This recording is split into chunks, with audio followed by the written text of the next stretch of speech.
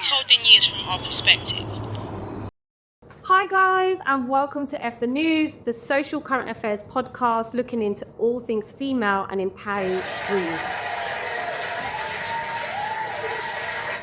I'm your host, Liyanne Marie, and joining me today, I have two exciting guests for you. But as we always do, let's have a look at what the headlines are saying this week. Polish women disillusioned over abortion rights. Publicists that Polish women were once supported. Donald Tusk's coalition to oust the Conservative Law and Justice Party are now expressing real disappointment over his failure to restore abortion rights. The European Commission unveils a roadmap to strengthen women's rights. And persistent gender bias in medical research.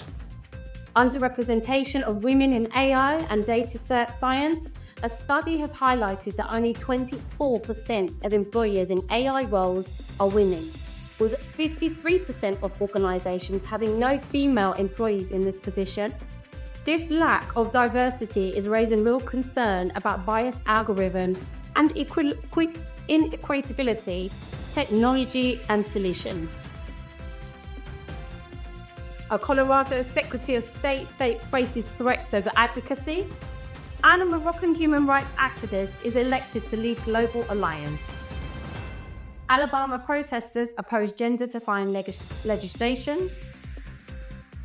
And Stephanie Turner, a female fencer, has testified before Congress about her disqualification from a tournament after refusing to compete against a transgender woman.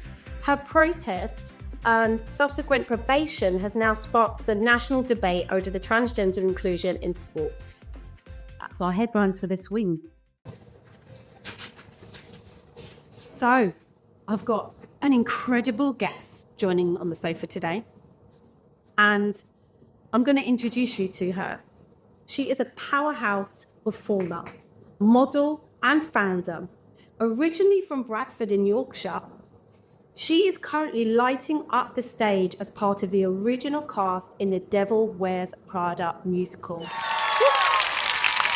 Following a standout career that's seen her work with artists like Ray, Stormzy, Burna Boy, and Little Sims, and she's performed at the Brit Awards multiple years.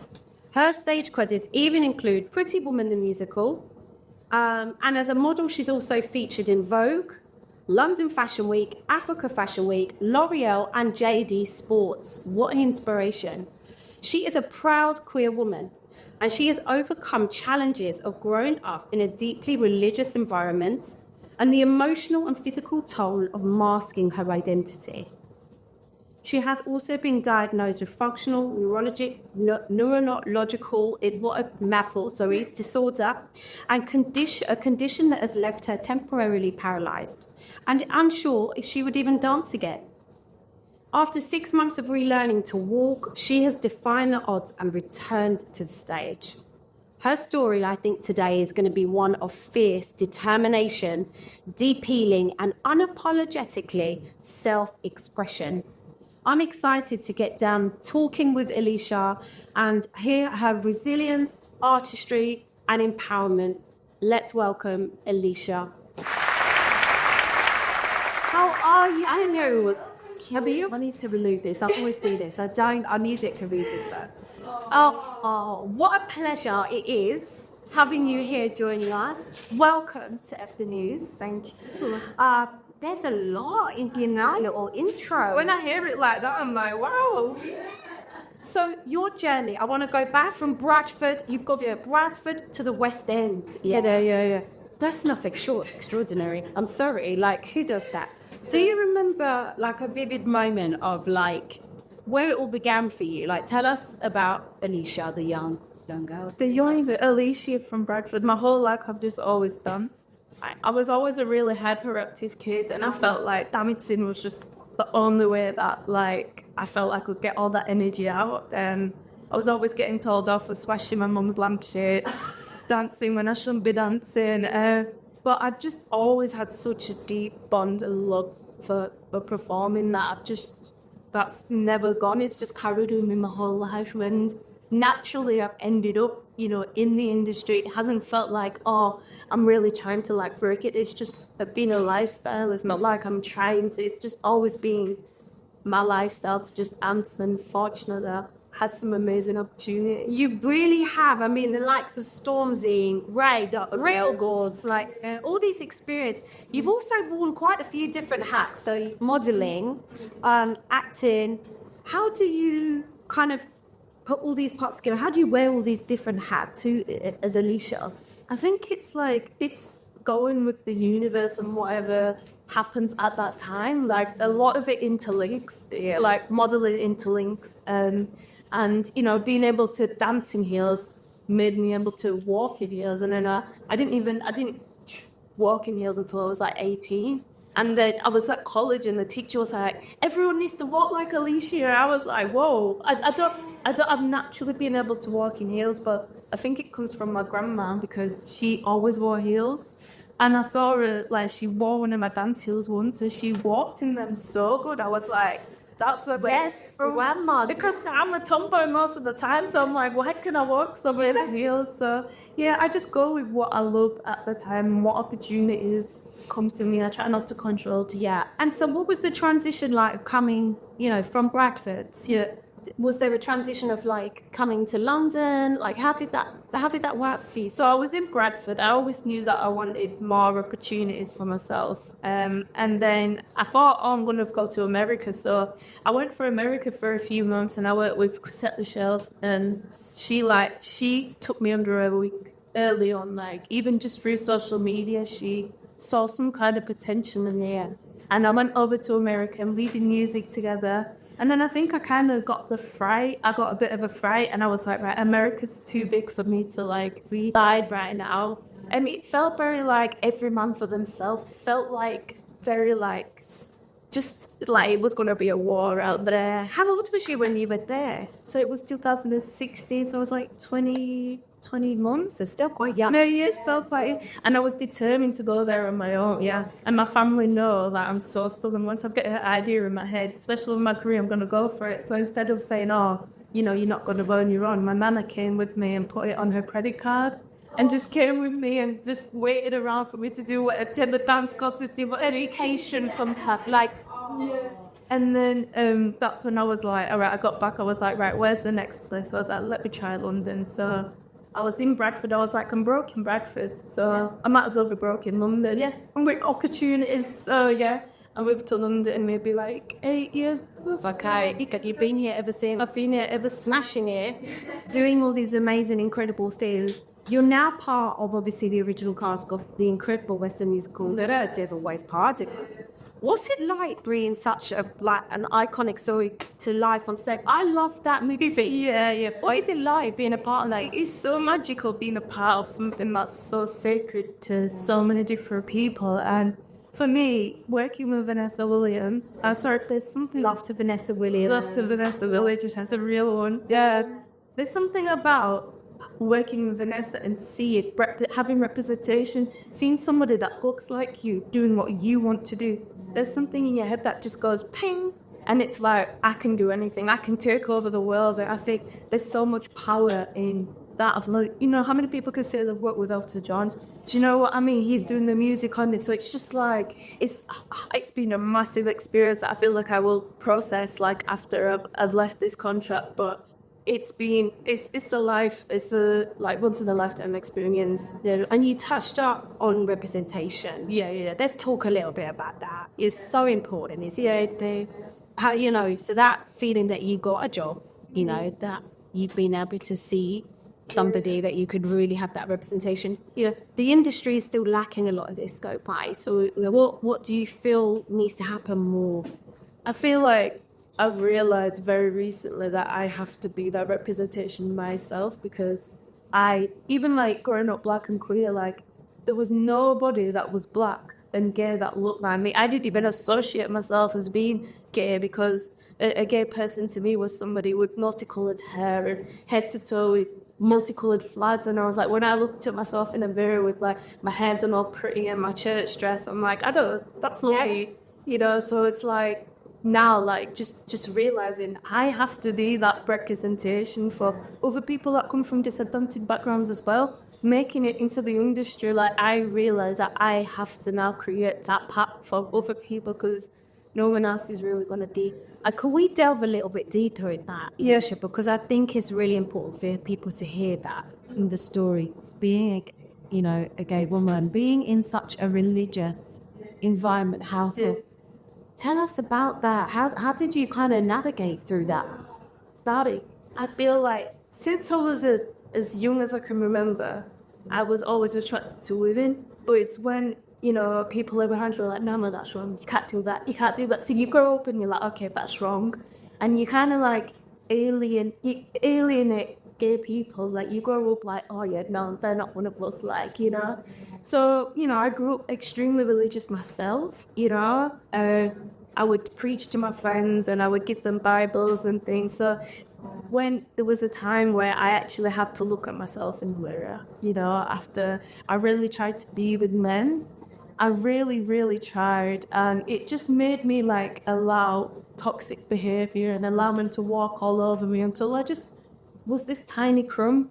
And I was like, you know what, I can't do this. So my landlord actually got me tickets to a women's football game. Right. And I was looking around and everyone was gay. Every single person. I was like, wow, sometimes you feel like you're the other gay in the village, yeah. And looking at all these thousands of other people, just like me, that maybe have been disowned by the family, that found it hard to accept themselves. Like, I'm sat here and I was like, I just sobbed. And that day, I went home and rang my friend and I was like, I'm gay. And she was like, Elishia, have it all. But I think, so she already knew. Everyone knew, apart from because you were probably trying to resist it. I was trying, and I think it's that moment when I said it to her, that was me being like, okay, I finally accept it myself. And that was only maybe 4 years ago. Wow. So that's still quite fresh. And imagine there's people that express, I completely respect people that are religious and that's their belief system. I'm never they're like, you're wrong, I never do that. But, I have that conflict of having a religious person and being gay in one, and suppressing who you are every single day, that war going on within you every single day. And the moment that I chose to accept myself, my body, my nervous system just went into and that's when I got diagnosed with functional neurologic disorder, because my body and my mind just did not know what to do, because it had been over 25 years of just pure suppressionist and who you actually are. So, I mean, there's going to be people that are listening to you or hearing your story, and maybe or they want to kind of be open, family and friends, and don't know how to. Yeah. What advice would you give somebody in that kind of position of mind that's fighting what you've suppressing stuff? I would say before you come out to anybody else, you have to make peace within yourself first. You have to accept yourself first, and then when it is time, lead with love, but also show compassion to people who have certain religious views, or they've had that religious view since they was born, so just be compassionate and give their time as well, because just like you've needed time to accept yourself, they need time to process you as well. So and asking you that personal about that in journey, did you lose any relationships or have any family breakdown relationships? How was that in sharing it with family and friends? Yeah, I definitely, friendships has definitely broken down, and some relationships have become a tiny bit strained. Well, I do a lot of time for healing, and over time it has got better, but people that have just walked out of my life, I'm cool, you never loved me unconditionally, you only loved the version of me that I was given to you, but this is the real me. If you can't love me for being the real me, and see, that's really powerful. That is so powerful to hear, and I think for a lot of people, it's about that's kind of say. For a lot of people, I think it is about us being at peace, isn't it? Ourselves and being loved unconditionally. Yeah.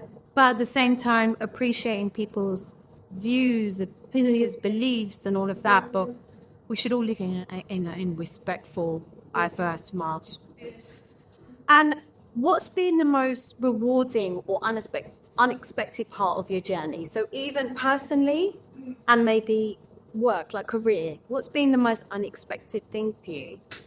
The most unexpected thing, I think it was actually realizing in both, actually, Right. the power of the mind and how the mind is the OG, the mind rules everything. The OG. It's the OG. The mind is the OG. Like, even you could be the best dancer in the world, but if your mind's not there, you're not going to break through. You're not going to have those breakthroughs. Likewise, me accepting myself allowed room for so many beautiful, authentic relationships with so many people. Like, I felt like a new human being. I was like, wow, and it's just all in the mind, like just not fighting, just accepting and going with the flow. Yeah.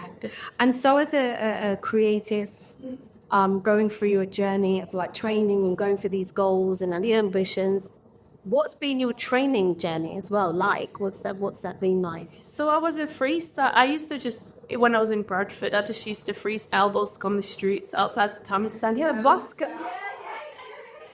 And then I got into community groups and raising money for charities, like we raised thousands for charities. And then when I was 18, I applied for all different colleges and I got into none of them. And then the last college, I was like, I'm not going to go, we're not going to get in. But then they rang me and they said, Elishia, we really want you to come in. So I went in, I did the audition, and they said, Elishia, every year we give Prada, a dance award to somebody with no ballet experience.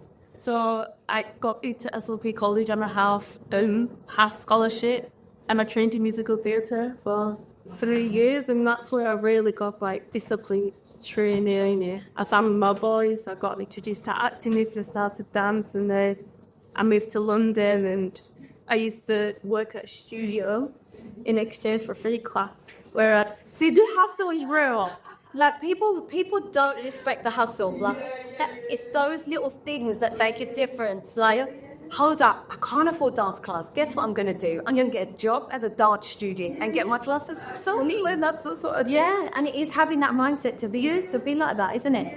And then so being at the dance studio, you now got to go entirely. And bills are bills. Yeah. And tell us a little bit, like, mentally, how do you prepare? Because, I mean, you've got to sound like your mindset's in a strong place now. We're sure at times it wasn't. So how do you mentally prepare for that with being a creative and a dancer, with having that strong mindset? I think it's separating your identity from your career and working on yourself first. You come first.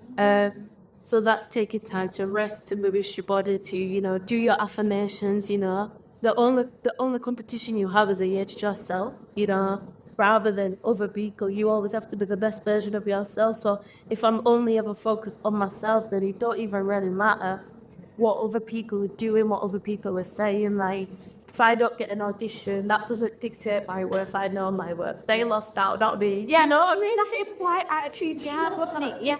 But I mean, it's so easy saying it, isn't it, than actually do it. But do you think that because of maybe what you went through as well with your journey in coming out, or you may have that inner strength? Absolutely. I've been through so much that it's just like nothing in the industry can really break me as you. Have you had an experience in the industry that's been kind of affecting in like a negative way? If being gay or anything like that, you experience anything like that? Absolutely, yeah. This industry is quite cutthroat. In Yorkshire, everyone's like, they give a hard exterior, but inside they're like soft and smushy. Whereas in London, in this industry, people give smiles, but inside they're ready to just bite your head. So, it's been like, I've had to like dodge, and I've learned kind of the hard way. And there's been some things that I feel like, that's a bit unfair. Probably come from a place of jealousy or anger, or people just wanting to be better than you. But rather than, let's go together, it's like, okay, I need to step down on you for me to and it has been quite hurtful. I've learned quite the hard way not to trust too easily, because people are not always as kind as you feel. So it is so sad, but hopefully, with all of our coming together more. Like even what we're doing here, and we say it all the time on unique, incredible guests like you. We've got to support each other. We've got to empower each other. We've got to elevate. We've got to all elevate together. Yeah, so not leave a sister behind. Yes. So as a proud queer woman in the arts, yeah, what does authentic expression look like for you, both on and off the stage? On and off the stage, it just me stay true morally to myself. And if something don't feel right, it don't feel right. You know, like stay true to your intuition and to yourself. Keep it nice and polite with everybody, you know, even if somebody crosses you on the way, still lead with love, yeah, at all times, but lead with love, but also don't take things that you shouldn't be take. Yes, yeah. And how important is it, do you think? Because I think, you know, as you know, I'm in the industry, I know you do through training as well, like Kaz, but how important is it, do you think, for people to really invest in their art, their creativity, like their training? You know, people may look at Elishia and go, oh, she's always done musical, oh, she's done this, she's done that, but there's training behind that. How important is it for people to really take their time with their journey and training? It is so important. Like, I feel like a lot of people just want to jump to the end goal, but it is about persistence and them little growths, like them little, every audition you don't get is still growing you into like being someone and being something, and it's just, I always say it's not the most talented that make it. It's the people that can persevere, the people that keep going, the people that are strong-minded. They're not necessarily the best, but they power through and they stay consistent. They're the most powerful people.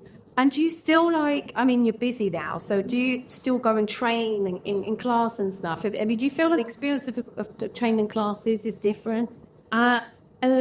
Haven't taken class For a while? No, I've done auditions, but I've not taken class. I think for me, again, before dance is mind and body. So I do a lot of breath work, I do a lot of meditation, I do a lot of moments of stillness, because that's what really prepares me for anything in the industry.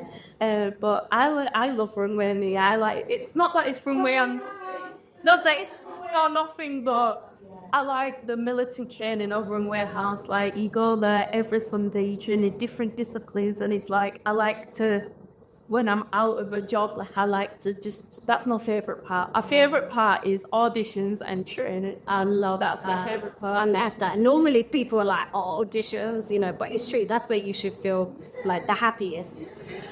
And so you touched on so correct me if I don't get it right, was diagnosed with functional neurologic disorder, and so you faced some temporary paralyzation. Yeah. What happened to us? And when was this? F&D, that happened. We call it Friday night dinner for short, just so people just call it F&D. F&D, you could call it Friday night dinner. F&D, yeah. Functional neurologic disorder is when basically some kind of trauma affects the signals from your brain to your nervous system. So some people might cry, but some people with FMD might get paralysis, they will lose their sight. There's a lot of people out there still in wheelchairs, still can't speak, and I just hit a point I was doing Pretty Woman at the Savoy Theatre, and I just collapsed on stage. And is this during a live performance? I collapsed on stage, yeah. And then, yeah, sure. And then one of the boys I was dancing with carried me off, and then got home, woke up the next day, completely paralysed, could not even move my little toe. And my body just went into complete shock, and I've researched so much about it, and it's a lot to do with this. It's a lot to do with trauma that stores in your body. A great book that helped me is a book called The Body Keeps Score, and The Body Keeps Score. It's an amazing book, and it's basically how, if you don't let go of trauma, if you suppress it, it doesn't just disappear, it stores in your body. And I suppressed so much that it completely paralysed my whole body, and I couldn't walk, My partner at the time, she knew me for 3 months. She took me into a family home, and the whole family just looked after me I didn't really have anyone in London to tell good, yeah. I had to just retrain my brain how to walk again, never mind I'm not even thinking about dancing. That's so scary, isn't it? It's really scary place to be. So that's why now, you know, I still deal with symptoms now and again, but that's why now my priority is rest and making sure my body has everything that it needs before I do anything else. Yeah. Because the demand of being in the show, Yeah. you're like, what does that look like? Yeah. So I took 6 months out of Pretty Woman and I got back into it, and I was on a phased return and I was like still finding my feet, and then I had a little break. Yeah. And then I got The Devil Wears Prada, and so it looks like just making sure I take my vitamins, making sure I'm resting. If I do feel I'm not gonna go over the edge, don't be afraid to like take a day off sick. It sounds mad because I've grown up like you must plow work every single day, but it's like sometimes if you push yourself, you're gonna be burnt out for like 6 months or whatever. If you feel your body needs rest, take it, because you know it's a job. At the end of the day, someone's gonna replace you. Like I remember when I collapsed on stage, and like 2 minutes after, somebody was in my costume in that swing, was ready to do this, ready to take that.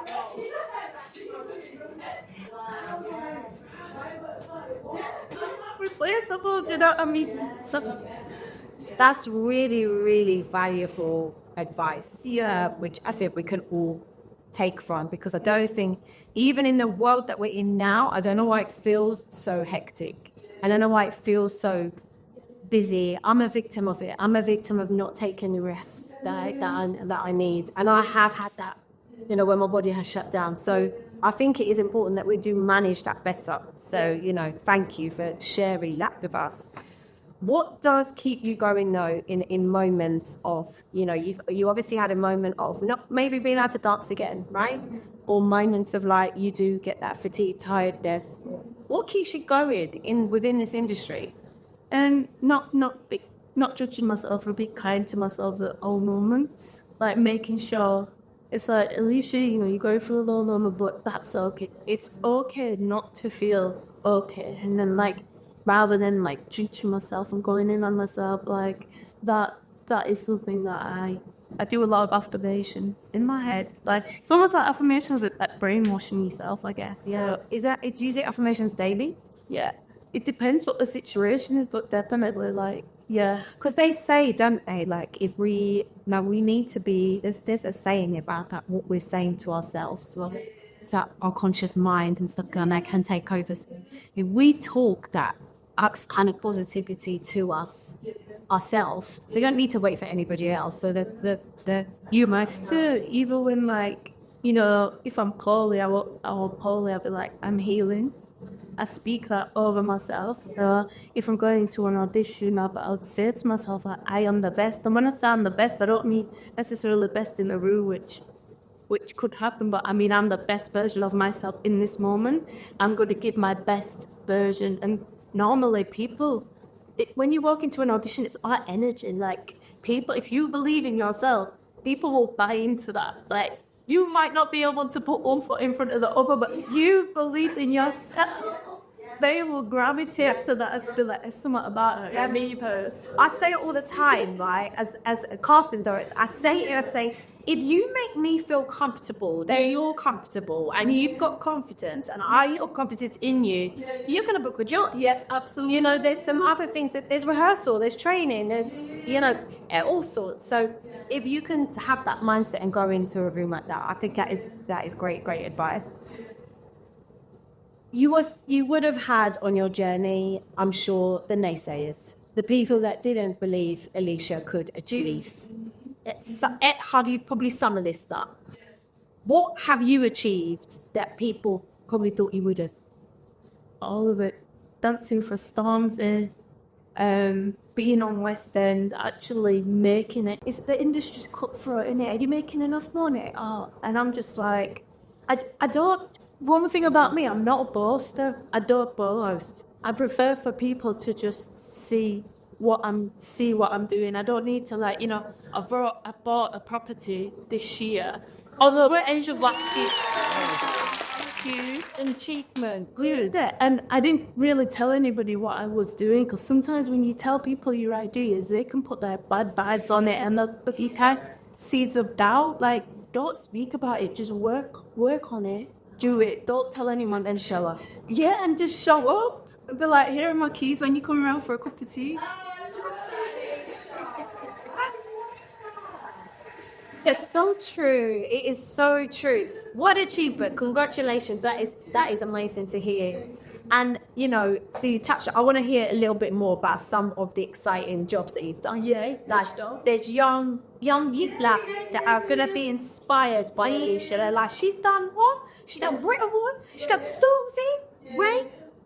Like, is there any of those kind of experiences that really stick out, like, to you as well?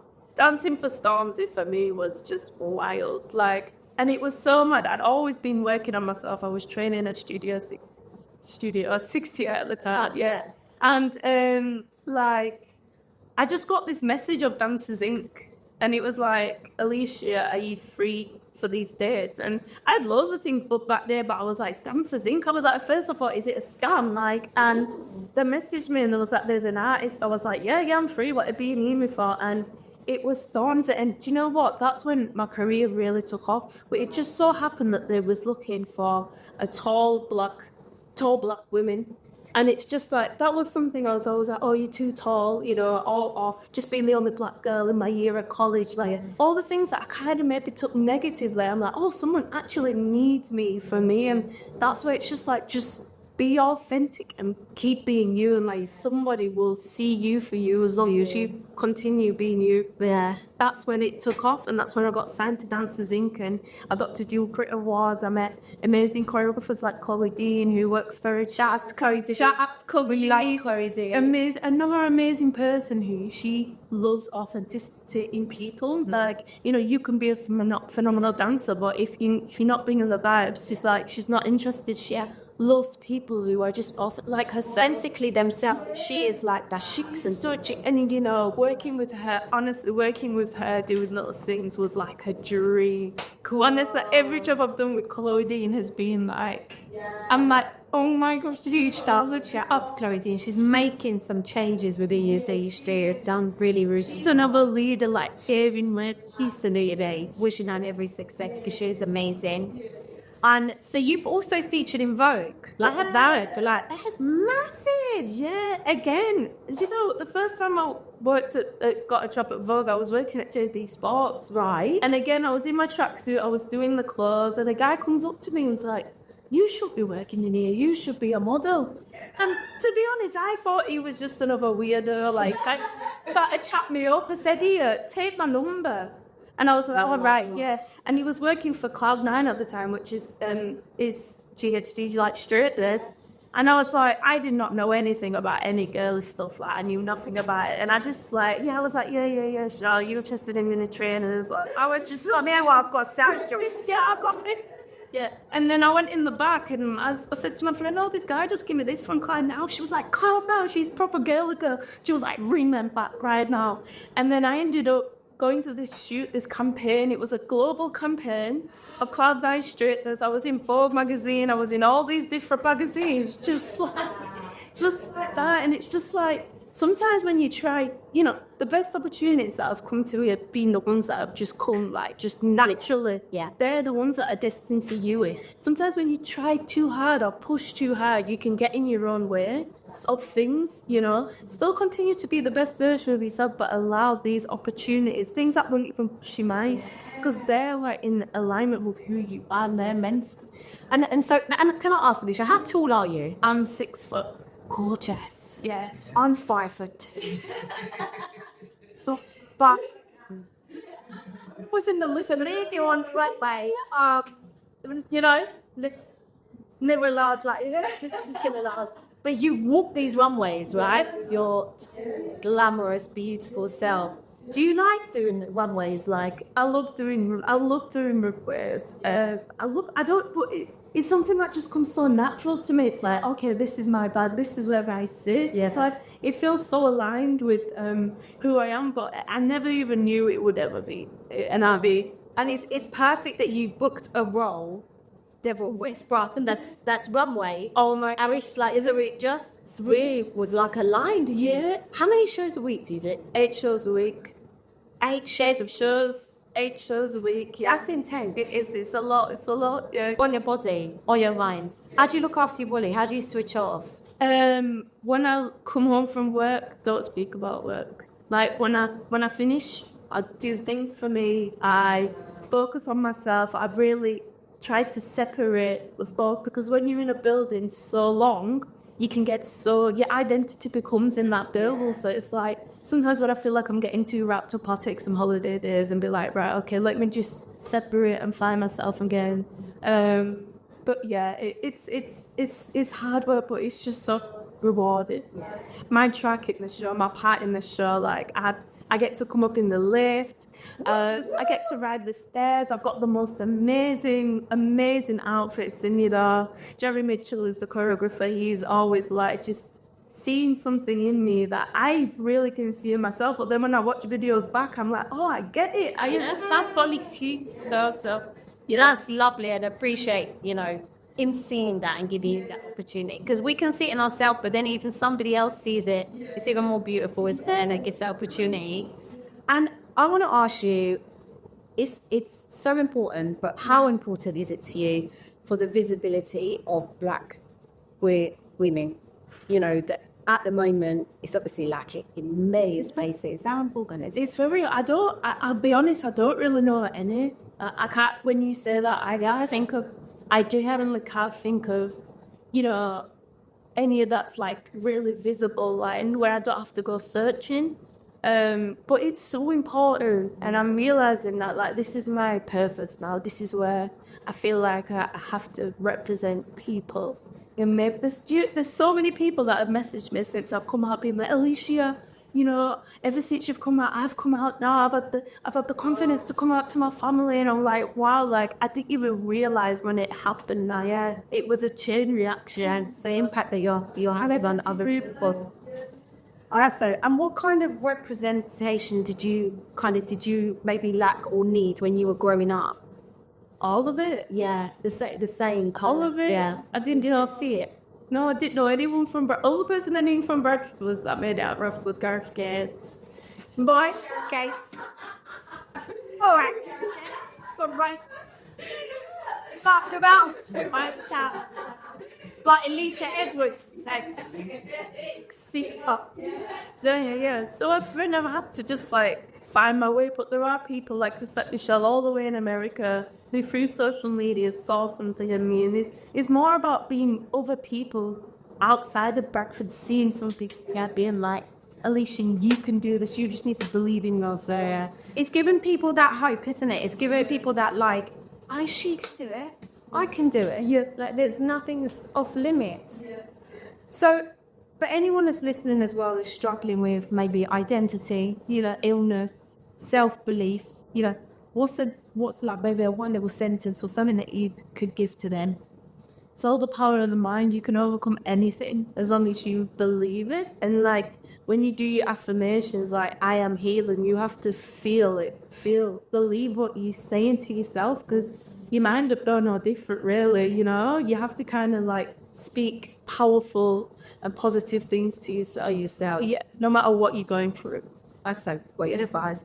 What is, and talking advice for people, but what maybe is the one piece of advice you would have given to your younger self, knowing Elishia now, a young girl? I was always an odd sheep. I felt like always stuck up and out. But I'd say to Elishia, like even like sitting in the canteen on my own on my first day of school, like, and people would make fun of me because I'd maybe dressed a little different or whatever, but a younger Elishia didn't realize that individuality will get you so far, and you never want to be like anyone else, because if you was like everyone else, you'd be doing what everyone else is doing. So like really hone into that individuality and don't be afraid to be yourself. Yeah, no matter what that looks like. And we had like, I think it's resonating across all these like sofa talks that we're having with all the incredible women. We had, one of the guests the other week, and I think her mum's advice was to her that no one is ever going to be like you. Who are you? We can like things from other people, and you can take influence, and we can, but no one's actually going to be like you. So the more we work on that, as you say, for self, that's when I feel that will happen. That's one of my affirmations as well. No one is you, and that is your superpower. Like nobody is you. So that means there's no rules. You be you, like, and be the best version of Taking that, onto a stuff in that. So, Oh, one word. How would you describe the current chapter? One word. I just want to say flying. Flying, you like? That's what comes to mind. Flying. I've got no burdens. I've got nothing weighing me down. Wings are unconnected. they are fly.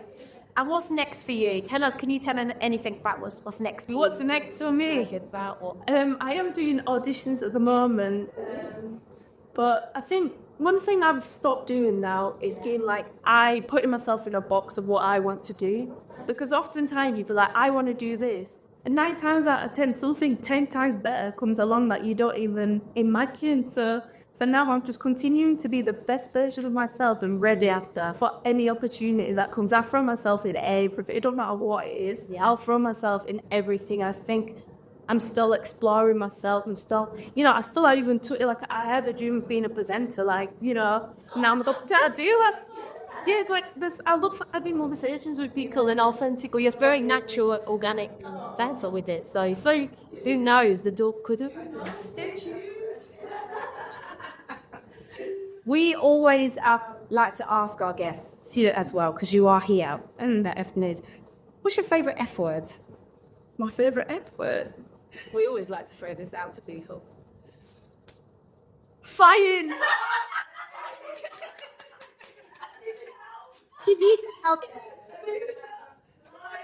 My favourite word. And you know what? We haven't had a guest say that.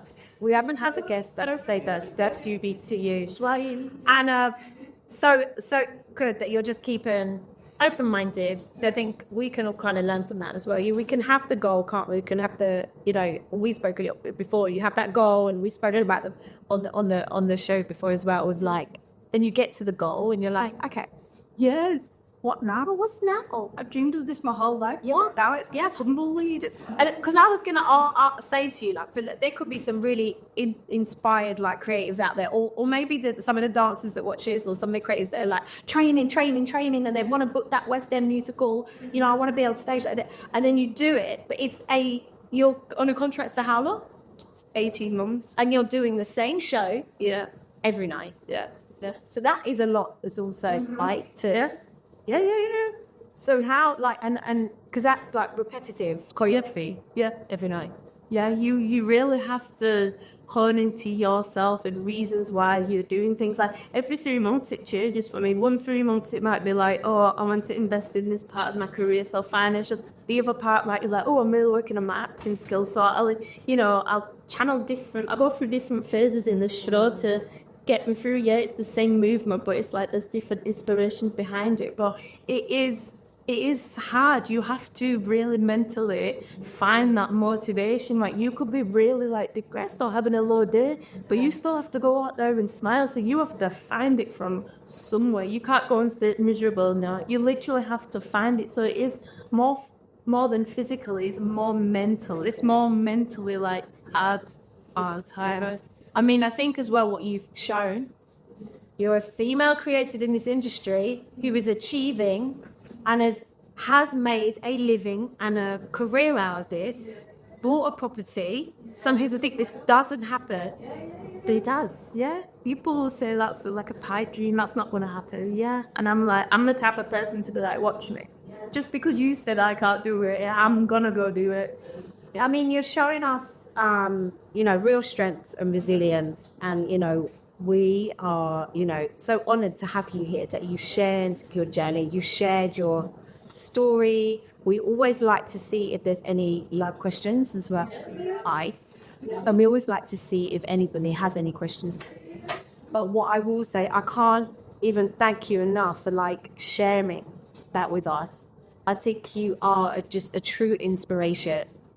I wish you so much success. I think you're doing an amazing career already, but I think you've got such a bright, fruitful career ahead of you. And your attitudes is what is just so wonderful. And I hope that people will kind of really take that. Attitude also goes a long way in the industry. Very does. Yeah. So we're just going to hand over. I was just going to ask if there is any questions. We have 2. Oh, we've got 2. Growing up in Bradford, Obviously, you said that there wasn't much representation. yeah. So who was your inspiration? I kind of had to create my inspiration. My inspiration was my mother and my grandma, who were just hard workers, single parents. And it was like kind of, I don't need no man. And it was kind of like, independent. I'm going to do this for myself on my own. And it's just like, was my inspiration a lot of the time. Like, whatever you need doing, don't wait around for no one. Go out and let's do it yourself. Yeah.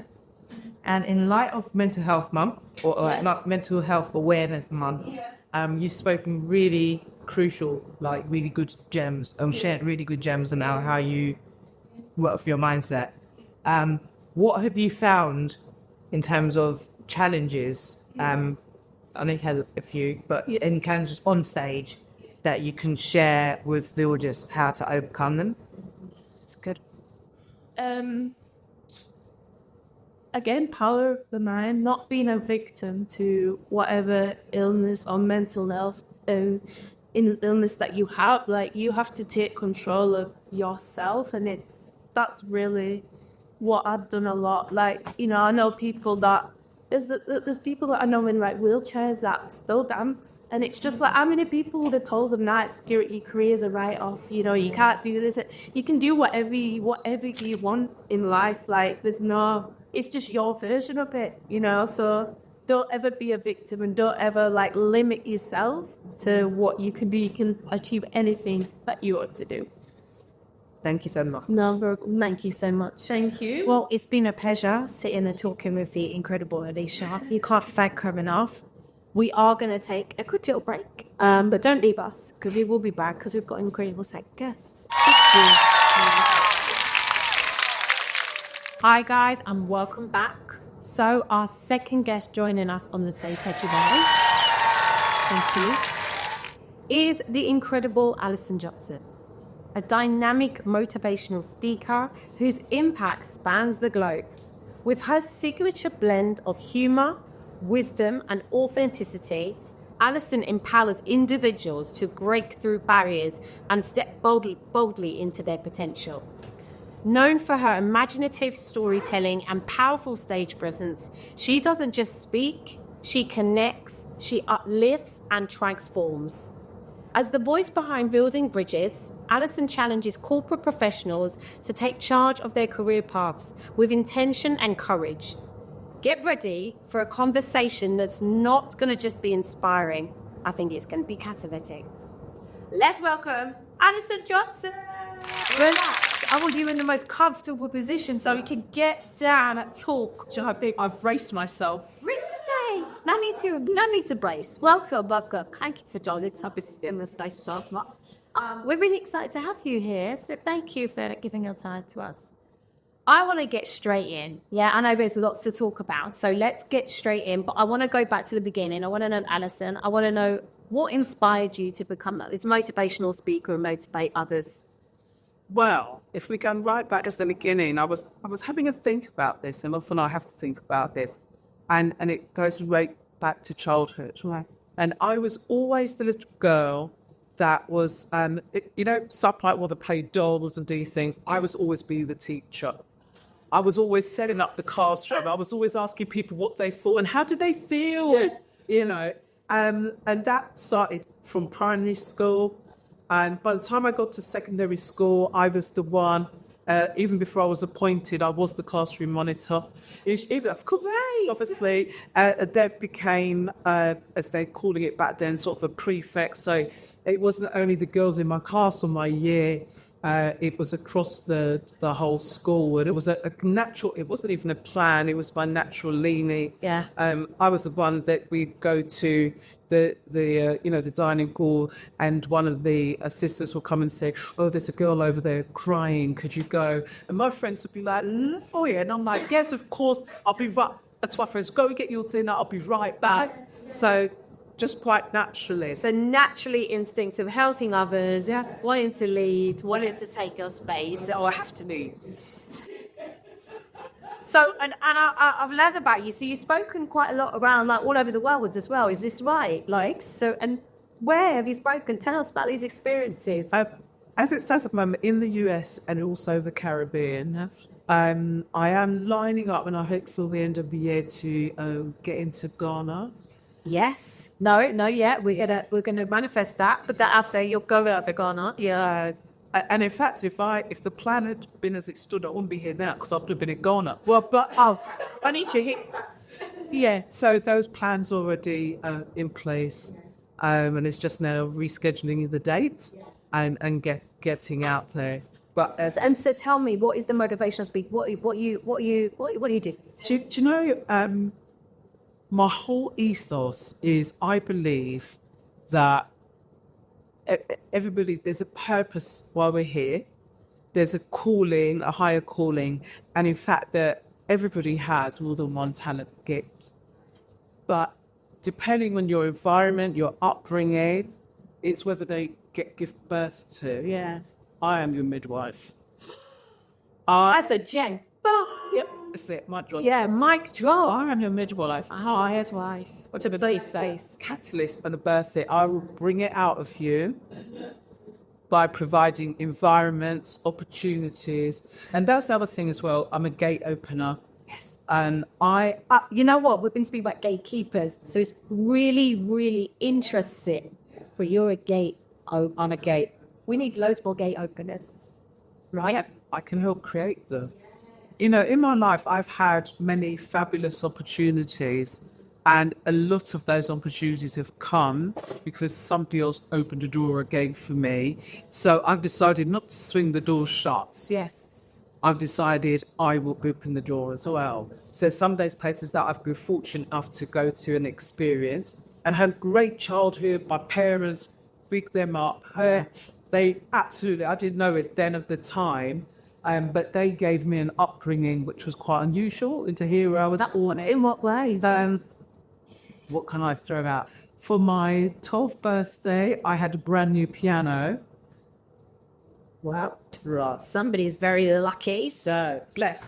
okay, but you're right. Blessed is it right? So as a blessed piano. Yeah, but the thing is, it shows you how perception has changed. When I told my friends, they go like, "Oh my God, my piano! I would all come to your house." And I was thinking, I cannot stand piano lessons. What is that? How much? And then now explain to these parents who are going, "Oh, you know, Alison's got a piano." I'm like, "I've got a piano? Yeah." I'm now going to have to crack on with this. Yeah. My mum, bless her, and she also spent a lot of time making sure I had access to extracurricular activities. So I did dances in contemporary and ballet. I did roller skating. I did ice skating, piano, swimming, and all of this before she even did her driving and got her car. She used to take me around. Just on public transport, whatever means necessary. Mum will do it. What an amazing mum. Let's press there because I've lost my mum recently, so that still will be. Sorry to hear, but thank you for sharing. Yeah, absolutely. The journey with mum, because it's important to respect that you went through, and it's important for people to do that as well. Very true. I think a lot of people, even now, they may struggle with that in what they're providing for their kids. What is actually the opportunities they can give to kids? Things are so expensive now. I mean, just hearing the real of, you know, what you were able to do, I was always, I'm panicking, thinking, God, how much, calculating it, that's true, that activity costs and cost. Do you think, because things have changed a little bit more now as well, and that kids don't get as much opportunities in things with youth centres and stuff not around, or? Well, first thing I agree with that. There aren't, it's to some extent, there aren't the opportunities. And poverty is a real thing. Yeah. I was very fortunate that my stepfather was of an era that it was, you know, go to work to make sure that my wife and my family have kind of everything. That was his ethos, and bless him as well. Phenomenal. And big up my dad as well, also not here. And these were men that were 100% behind me.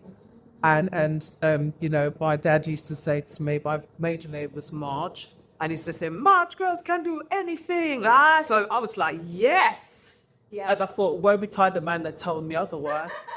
That's a whole series, but you come back to that. That's another episode, right? That's it. It's our show.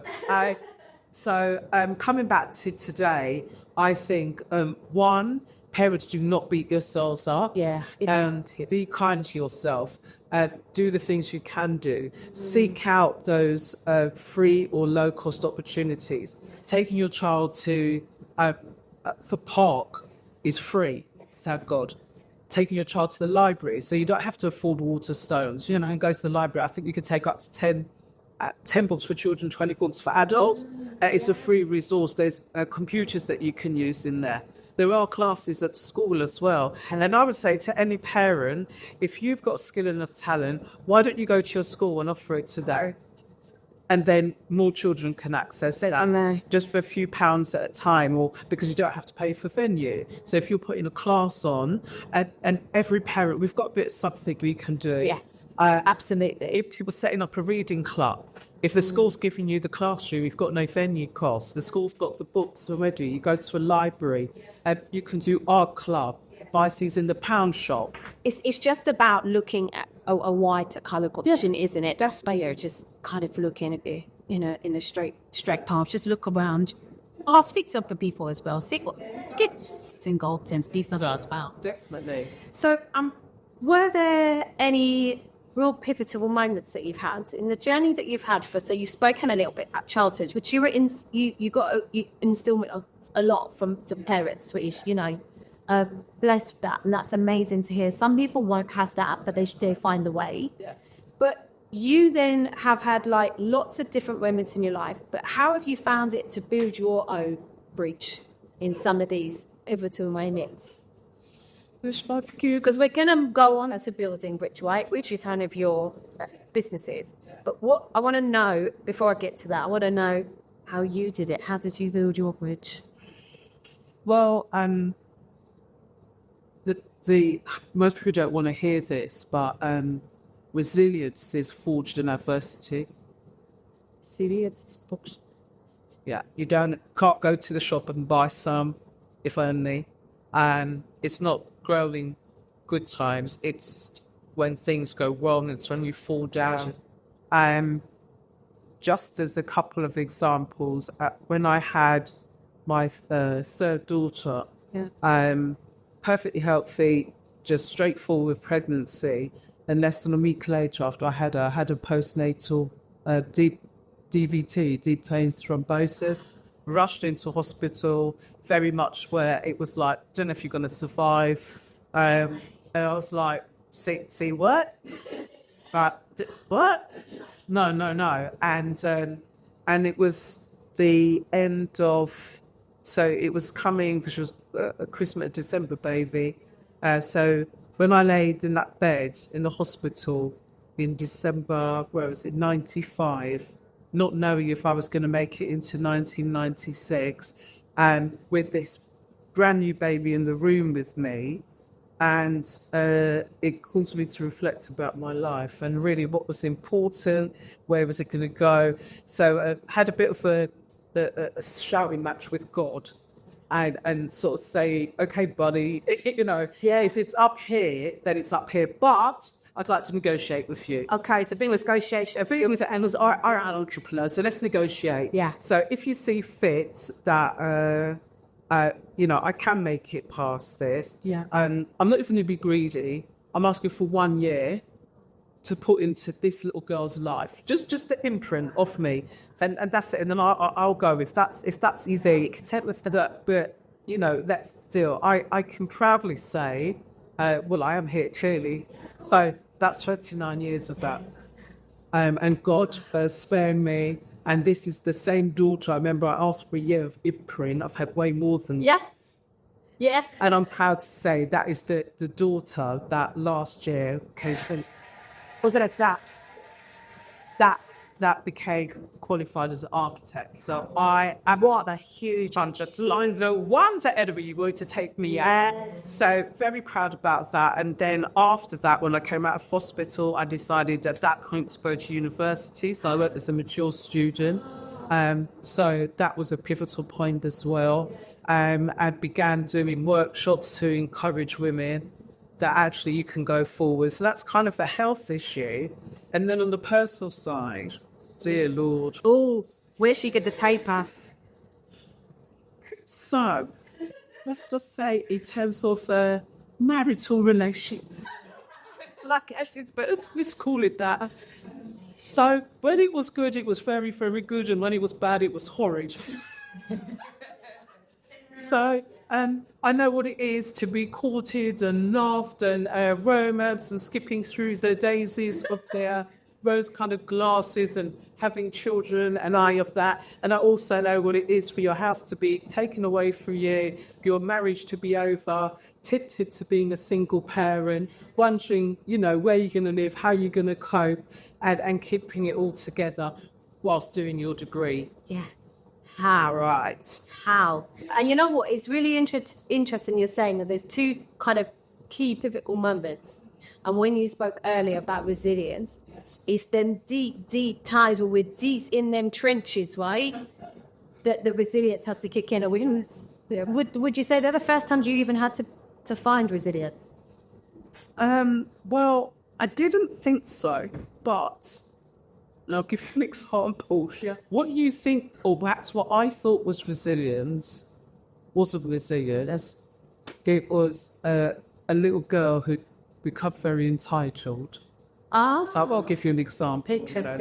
That said, real resilience came where I used to go to the supermarket and take a calculator. Yeah. Because then question carry not your phone.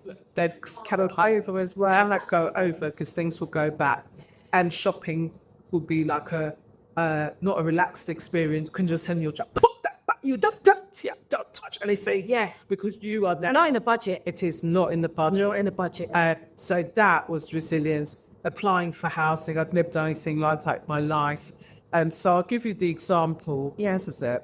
So when I thought I was resilient, prior to all of this, when I was buying my first property, this is so embarrassing, but hey ho, my reputation won't launch. I'm gonna put it.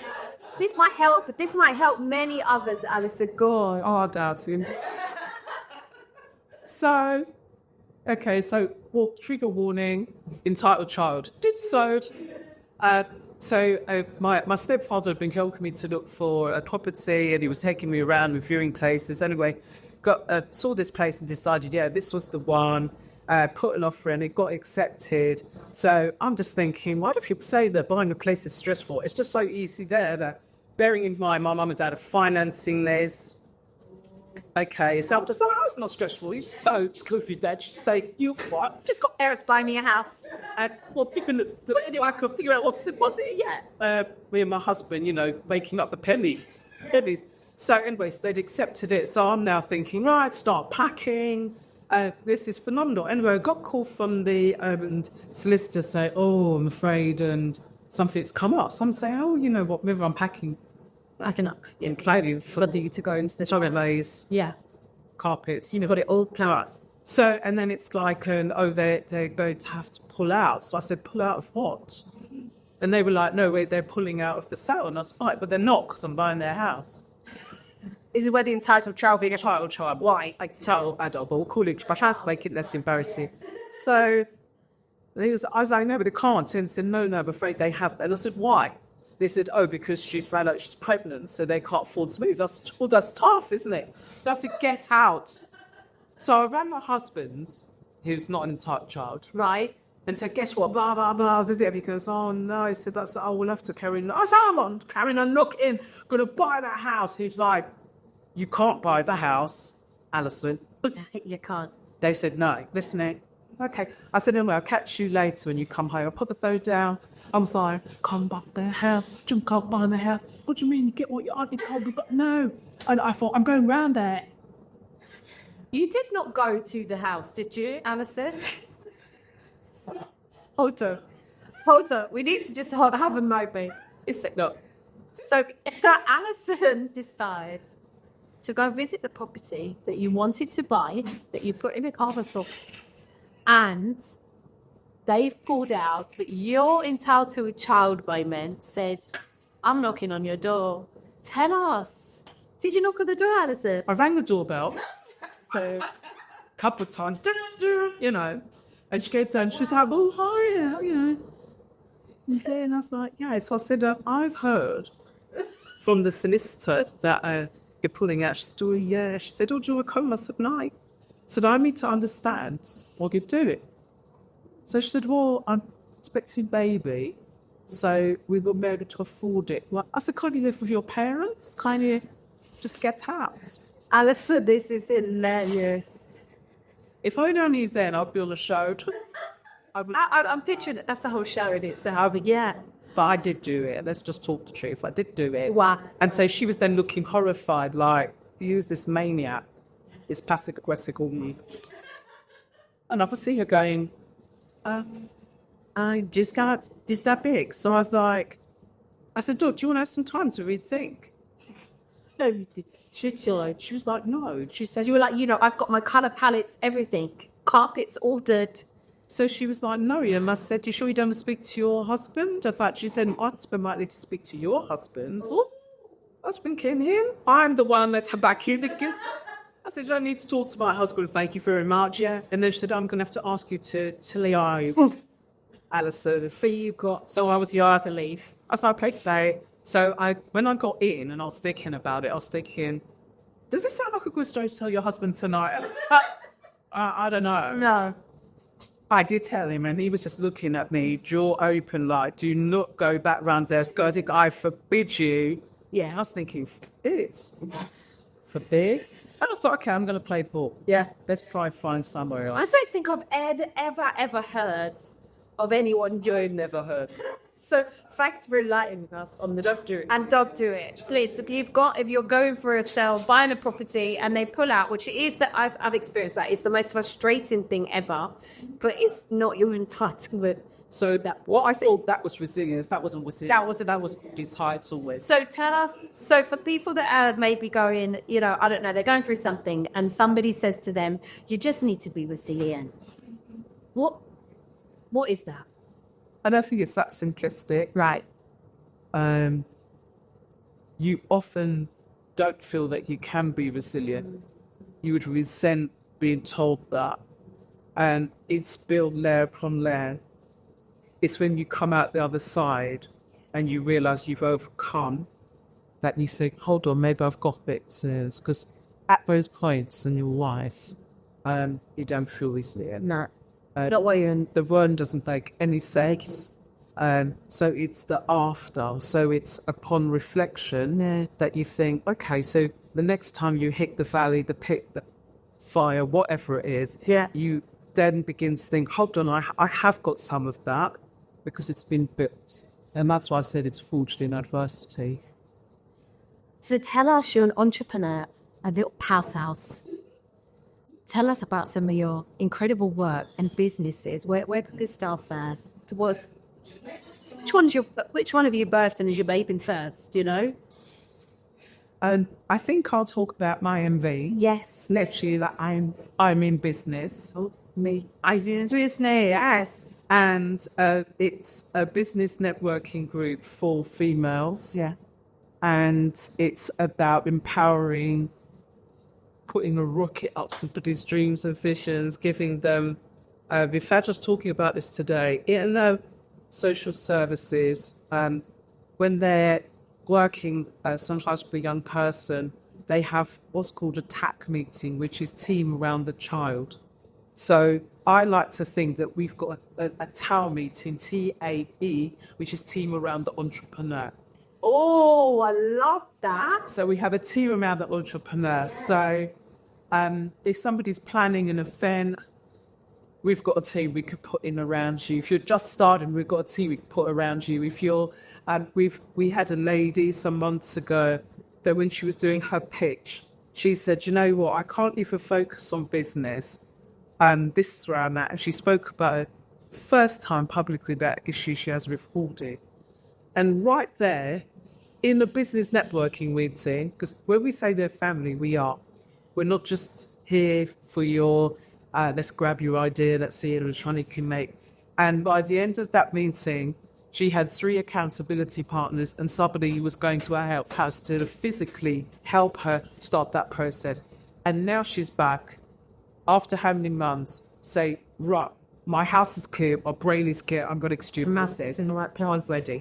So I love to hear that. I'm very enough to use that. those moments of actually supporting somebody, but at every kind of level. Yeah. So they have things like stretch targets, and stretch targets terrify the hell out of them. And it's like if you go to the gym, Yeah. and then you're doing a new exercise, you're working with a trainer, there's with that thing, it's going to take you over your usual comfort zone. And so they have these stretch targets, and women have done amazingly well. So well that I'm now starting to do it now. So it might mean that right there in the session, so your stretch target, you'll have a date set. So you're going to go away and you're going to put your first post on YouTube, but like in 5 days' time, they say, stop, this is so uncomfortable, I don't want to do it. do it now. We was right in that session. Right now. You can do it now. So it could be, I'll give an example, live one, about domain names. Oh, well, I still if you brought your domain name, and they're like, oh, God, that. So, and I gave an example from the show The Apprentice, and I said, I remember when they came to final interviews, and he said to them, oh, have you got a domain name? And so I said, yeah. And he goes, oh, what's it called? So she said it, and he said, oh, so you've got that? She said, well, yeah. So he turned to Alice, but he said, well, I bought that this morning. And he turned the pedic around, and then she said, oh, that's the .com. No, I bought the .co UK as well. So you can buy it off me. So I said, before I buy your domain name, do it now. Do it now. And then ladies first are even feeling able to afford it, sometimes just invested from the business and say, all right, get on your phone. There's no excuse, do it now. So you're really building that network of supporting other women. I know we'll put all the information as well about where they can find your business. Absolutely. And does women just turn up? Do they have to join? Do they have to apply? So, do you remember I spoke earlier about being a gate broken up? One thing in my earlier days in entrepreneurship was sometimes that sense that there was things I couldn't access because I couldn't afford it. Especially the good quality, high quality things, I couldn't afford them. So it was always like the little girl outside the palace doors thinking, oh, if I don't forget there, how'd you drag in there? I can't afford to get in there, and I don't have contacts to get in there. So when I set up IMB, and it still remains, it's free. So, and it's every week except for 2 weeks of Christmas. And so any woman could wake up on a Wednesday and not have to calculate, is it the 4th Wednesday, the 2nd Wednesday of the week, is it this, or is it that? If I wake up and I want to go, I can go. And that has worked really, really well. We get new women every week. It's a new woman that came only 2 months ago. I don't have an answer for that. Oh, I do. She does. And that she came along and said, I'd like this in further South Borough. And on to that end, at the end of April, we set up our second branch in Caterham, and that is, so we're growing that.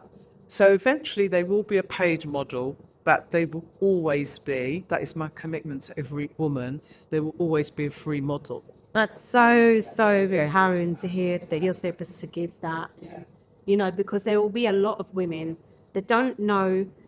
Being an entrepreneur, it can be lonely, right? And not at the time. So even to keep your motivation, but to have some like-minded women around you, or as you say, to get that rocket. We can get really stunted, can't we, in our own development and growth, and go, yeah, I want to do that. Maybe I'll do that next week, or maybe I'll do that next month. But if you've got, and I only learned this recently about accountability partners. Yes. I'm very blessed with some accountability partners in my life, but I never knew what that meant. And actually, rather than saying, you have a mentor, you have a sometimes having an accountability partner, though, really does hold you accountable. Does scary. It is scary. It really elevates you to the next level and the growth. So it's really beautiful to hear that you kind of offer that. And you must have seen some beautiful, already inspirational stories. Can you share? I mean, you can't share confidentiality stuff, lady, but is something that really sticks out for you? Mainly that a woman goes into this loads. Give us one. Okay, I'll give you a quick couple. Yeah. There's a lady, even though she was doing things, she didn't actually acknowledge she was an entrepreneur. Came along this group and then got the revelation, maybe I'm an entrepreneur. And she won one of our prizes that we were doing last year, where you could get an opportunity to attend the Institute directors, to go into the directors' lounge and have a wonderful pair that would come. She would talk about your business idea, but suited and booted in the directors' lounge up in central London, and she won one of the spaces.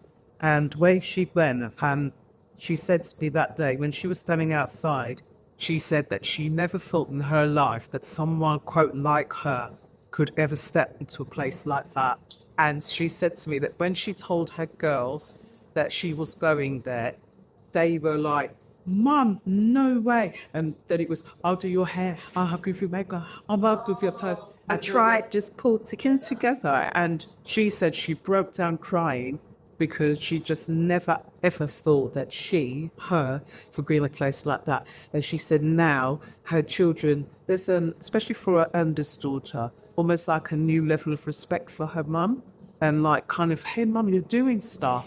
And she says now, I feel that I'm more able to inspire and cause them to aspire because of it. She's done.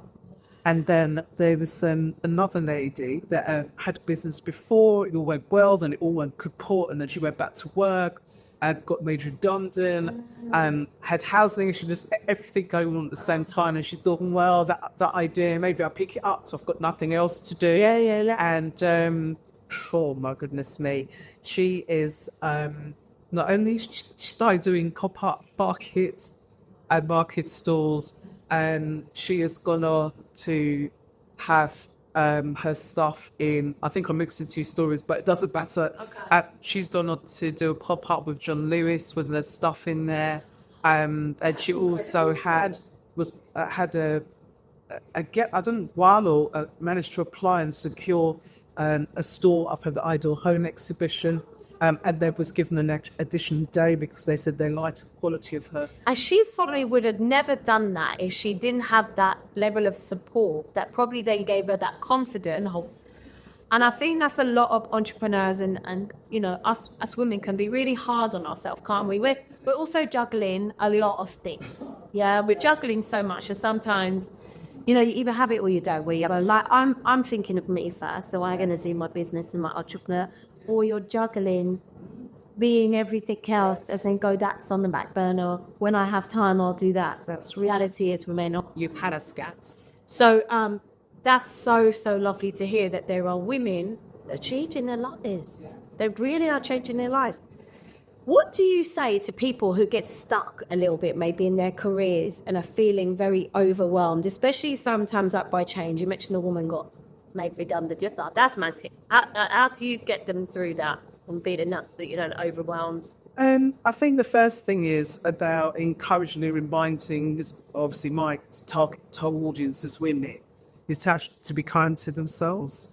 We did an exercise a couple of weeks ago where I asked each lady that's present to actually write a letter to themselves as though they were their own best friends. So they are sitting on my desk, and whether they've forgotten about them a couple of weeks' time, I'm going to post them back. Oh, that's powerful, Alison. I love that. I'm going to post it back. So women, the whole emotion changed in the room. I could see them really thinking and really writing essays to themselves. So the first thing is to be kind to yourself, and then it's you thought get tough at some point and start planning. You have to start prepping and preparing. Yeah. I have a note where I go, and you know, I'm on school I write, but you can speak to your phone, good old Siri, whatever you want. I mean, technology now is amazing, isn't it? How we can use it. Yeah, you can do it, and I think as well you start to reach out to like-minded people. So your friends that are drinking Haterade, you might want to avoid that. And your frenemies, you might want to say goodbye. Just make the call. I think there's a real importance to that, isn't there? You know, I always call it like my vibe tribe, or whatever people may call it. But it is having those like-minded people around you and those that want to see you win and elevate, right? Because you could have a group of women around there, but you've got a group, got you some of them in there that doesn't want to see that one succeeds, and that's going to be toxic, right? That's not going to be the energy that you want to create. Have you had any of that? Have you had any? The person. Yes, you had. You know what? Aston's got stories for days. Like, you know what? This is it. You're like, Dad, let's get pillows. No, but have you had something, or just give us an example of maybe, because some people won't maybe understand, like, what do we mean when we say this, the toxic energy of relations of people? Yeah. Well, what I'm saying is the more you've got to know who you are for yourself and be rooted in that. Yeah. If I had £1 for everybody that drank haterade around me, Could we be sponsored by next after this one? I did a raid. Elishia, we embody it. That, I'd be exceptionally rich, but I've used the haters' energies to carry on elevating myself. At the beginning of every year, I would say if my haters were worried last year, this is the year to be worried, because it's about to just turn up. I'm funning up. Just give you do that, and you have to learn to distinguish or discern between who are your critical friends and who are your haters. Right. Because that's the big difference. Big difference. Yeah, exactly. Explain that, because that is a big difference. Right. So a critical friend actually genuinely cares about you and your development, and they're not threatened by you, and I call it almost make a sandwich of a compliment. Perhaps you could tweak this nicely, but nice. Yeah, yes. If the criticism, but in a positive way, you're positive. We will have to hear that, don't we? You mean that? We need the criticism. We don't need entitled children. We definitely just kids this out of church and knock it up till. So we think, looking on our door. I feel now that's called harassment, but it is cute. But you just you do need a critical friend. And somebody that you trust, that when they talk, you think, actually, it's because they love me, they want the best for me. And so you need those. They should seek those, otherwise, anyway, you go off down the other route and become quite pompous and arrogant yourself. We don't want that either. And then your haters are doing nothing. They're doing nothing. Right. So they've got enough time to chat about you. Right. Okay, that's why they've got time. Yes. To chat about you and analyse your life. Yes. And they also, they don't fail because they don't try anything new. I hear that. Don't listen to them either. They are usually in very different circumstances to you. That's not a bad thing. Yeah. But I would ask, what is your point of reference for talking about my life in that way? So, and they never have a positive thing to say at all. So there's no saying we don't want this. We don't want that. Do not want them. We don't want the haters, but we want the critical friends, right? 100%. The only thing you want to use the haters for is keep them at a distance and fuel yourself. That actually, as it says, work hard in silence and let success make the noise. I love this. We're going to be highlighting this, I'm sure. So talking about these, so you would have had some naysayers, some haters, we know right now. What's something that you've achieved though, Alison, that they probably thought you wouldn't achieve? Well, I'm still here. How about that? I'm still here, still in business. Yeah. I'm like, this will show my age now. Back how many years ago, they used to have this toy called I think it's called Weeble Wobbles. So if you look it up, it was a toy and it had a round bottom. So if you pushed it, and the trick was just a bounce back up, it was just going to come up. So I think for some, there's certain points in my life, which there've been many, that adversity looks so tough, I think they just fall ate up. Sayonara, baby. It was like, so it's back up. So bounce back up, Sharon. It's back up. Yeah. And I always have the attitude, between the tears sometimes, that when I come up, I'm coming up stronger than I was before. So I might not feel that way. Yeah. But that's my ethos. So I can go down and I can roll on the floor. I can cry with the best of them, the Gabeki hanging down. I can do all of that. You know, do all of that.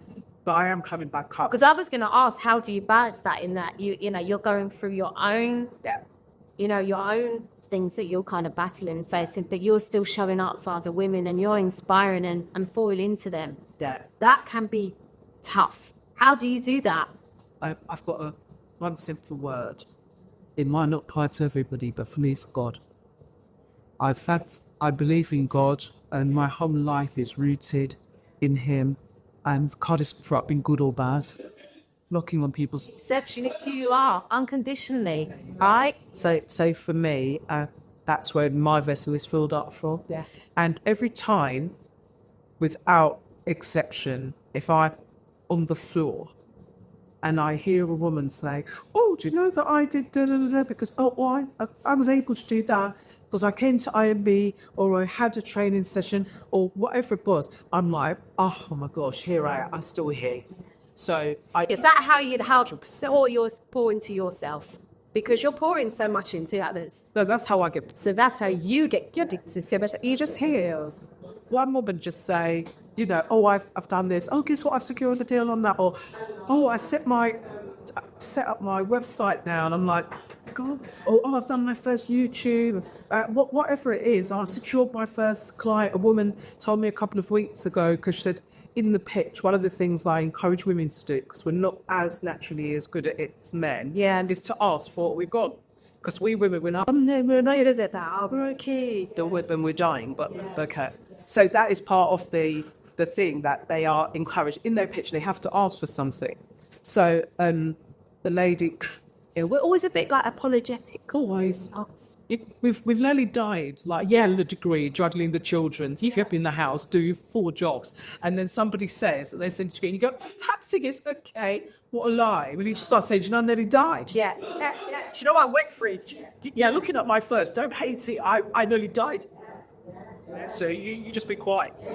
So true. And stop. No, that's nothing. Is it? No, we really apologise for that, don't we? Yeah, we need to stop. So women ask for things, and then they get it, and they come back and say, I can't believe it. It feels so good, and now the secret. Yeah, that fills me up. That's so lovely to hear. Thank you for keeping on pouring into others and allowing others to grow and elevate and be themselves, because there needs to be more of us that are doing that, I think. The world would be a nicer place and we could do that. What keeps you motivated, Alison? I know I've heard this young, this little girl who had so many opportunities. She was doing from Rolls Gay into this and that. She's done so much. But now, where you are at now in your lives, you've touched on it a little bit with probably some of the women that you meet. But is there anything else that keeps Alison motivated in what? How do you keep going? How do you keep having Eileen business? What motivates you? So, there's a few things that motivate me, but aside from faith, I would say my motivation is that I'm a mother of 4 daughters, and I don't think that's by any accident. And so I sometimes when life's been rough, I look at those girls, and they are my 4 motivating points. I have 4 chambers in my heart. I have 4 daughters. So there's a chamber for each of them. I have 5 grandchildren. So I'm looking at legacy. And I want to, however long I've got here, this earth, is to create legacy. I want, when I'm gone, it'd be, do you know my nan or my great-grandma did X, Y, and Z. And so it will speak into future generations. I also have, and I'm the founder of a church. That will stand, by God's grace, long after I'm gone. All of them said everything, and particularly now and moving forward, is how does that speak into the future when I'm no here. So you're just intentionally doing things for your legacy. 100%. Yeah, I love that. I love to hear that. What mindset shifts sometimes make the biggest difference, do you think, in someone's professional life? And it's so fun. I was talking about this today called attitude adjustment. Do you know what, Alison? You know a lot of that. We have guests that give gems. But you're dropping gems, dimes, anything amazing. So what is that? Attitude adjustment. Sometimes, the example I was talking about today was some years ago, I'd set up this workshop and hadn't really started out and thought I was going to have this whole room filled and 2 women signed up. And I was like, please, 2 women, and I was going to cancel it. Kept looking at them thinking, what a joke. And then I was obviously I was doing post-event planning on the event I hadn't done yet. What's gone wrong here? What has really got 2 women? I think, it's your marketing. Yeah, did you really do what you thought? And I hadn't even done the event yet. So You weren't being kind to yourself, I am, was you? I was like, what am I doing? So anyway, I thought, I might as well just go and do it. So on the way, the car there, and I'm like, murmuring to myself, I suddenly thought, I can't turn up with this tree. These 2 women have booked in absolute faith. They're going to have this fantastic worship. Yeah, and they don't know yet. It's only 2 of them. I was about to make this the best workshop ever. This has to be like there's 100 people in the room. They have to get everything that they would have got if everybody else was in that room because they deserve it. So I did attitude adjustment in that car. The AA. Oh, See what was and I just thought, by the time I get out of this car, I better bounce into that room, willing to pour everything into these 2 women. Yeah. It was an absolutely phenomenal session. And these, in fact, I would say this without saying any names. One of those women now wrote to me. No way, look at that. Yeah, I can't. Look at that. That door opened for us because of that event and that wish. I think as well there's something important for people to listen to that as well, especially when you're starting out your businesses, especially when you're being an entrepreneur. There is, you'll have fear and stuff, you'll launch something or you'll, have an event and 1 person or 2 people cast. We're in new podcasts, but we can't have that fear, can we? Because we've got to believe in what we're doing, and no matter 1 person is there that can change somebody's life or get them an inspiration and guidance and help, or 100 people are there. That's still got to show up. 100%. Nate, you've got a book. Am I right? Can we get this book? Or can we show this book? Or can we have a look at this? Tell me about this book. Title of the book, Alison? Understanding your value is priceless. Understanding your value is priceless. Yeah. So this book, this will tell you something about me again. Oh, not the title though. It's just I'm a bit better. right. Don't tell them. Let them get the book. So don't. Please flap that. What's in the book? This book, I was going to do a women's workshop. Right. And for primarily Christian women, but any woman could come. And I remembered about 2 months out before it was due to happen, 3 months, I thought, wouldn't it be nice if women could have a book to take away with them? And started writing it. Yes, they fought for it, yeah. So that's where this came from. And it was sold out on that day. Just very simple, but I would say impactful devotion. Can we get this book? It's on Amazon. It's on Amazon. It's all get it is a look. With full shots, just go online. Yeah, so perfect. Could get that there, they could purchase. And this is going to really help because a lot of women. Now, as you know, Alison, we are live today. Yes. So I want to just see, we have a live audience, and I mean, they're being pretty good with firing some questions. Whoa. Our guests. Are you open to a guest, to a guest asking you a question? Let's go. I've got a lovely question here. Just opening it. So Alison. Just while they're doing that, I said, I'm in the process of writing another book, which should be out by July.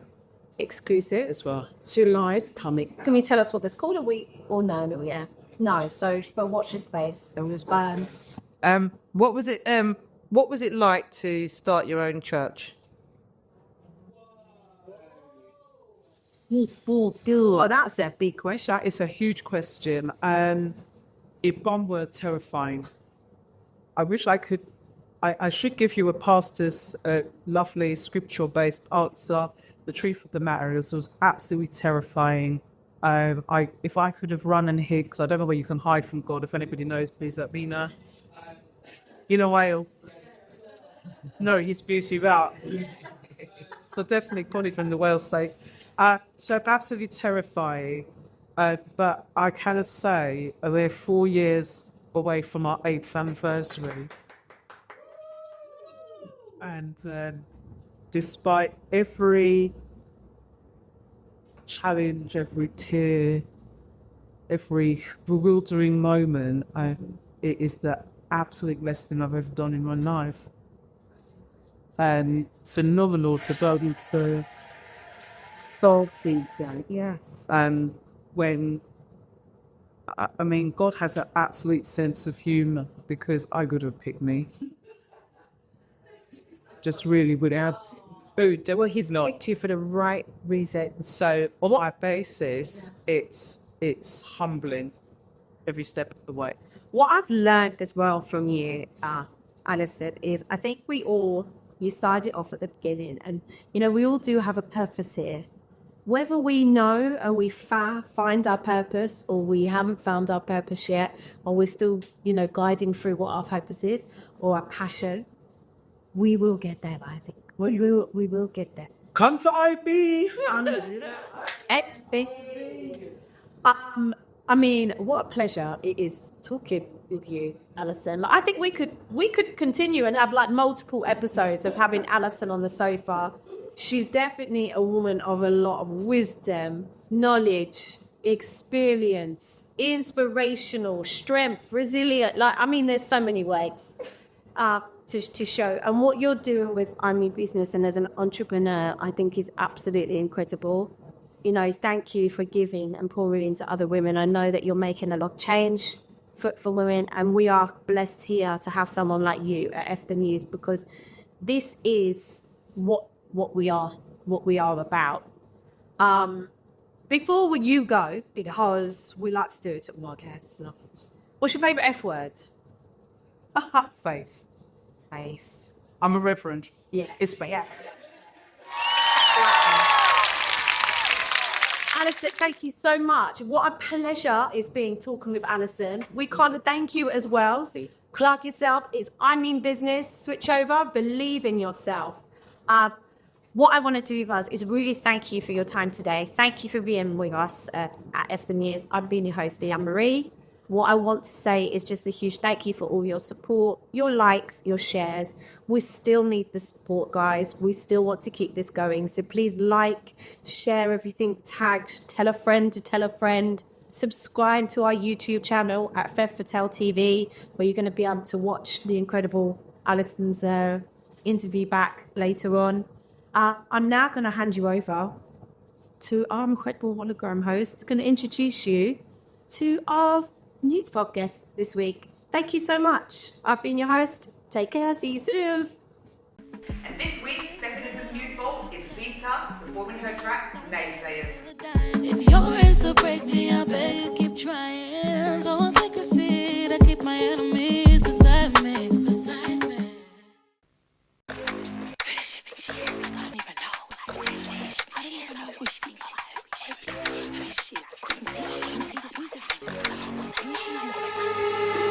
There's no comparison, baby, quit lying.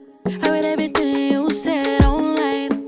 I must admit that I'm a little flattered, cause then it don't pay you a dime. If your race to break me, I beg you keep trying. Go and take a seat, I keep my enemies beside me. Beside me. I guess I'm never like surprises. Find it funny how you start shit. Mixed up in your ways, you won't quit. If you wrote all over, let it be about me. Why don't we admit that you can't live without me? Put up in a room with the naysayers. It don't make sense if it don't make paper. I hear you doing rounds on delivery. You should've known better than to send for me. Naysayers, they made us. Always sending waves on my radar. I can never stress my faith because got better things that I focus on.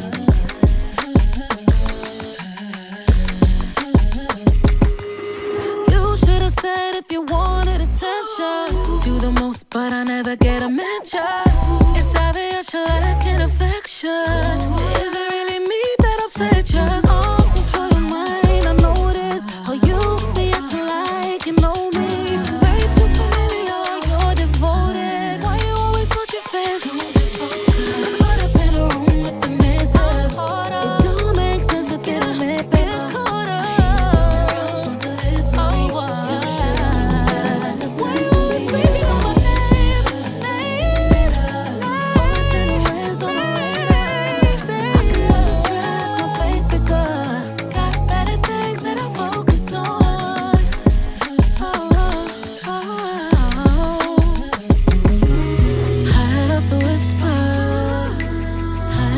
foresee. Cause every day I wake up, it's always a new story. I really wanna know if it ain't for me. So I keep my head up. You can never harm me. It don't make sense if it don't make paper.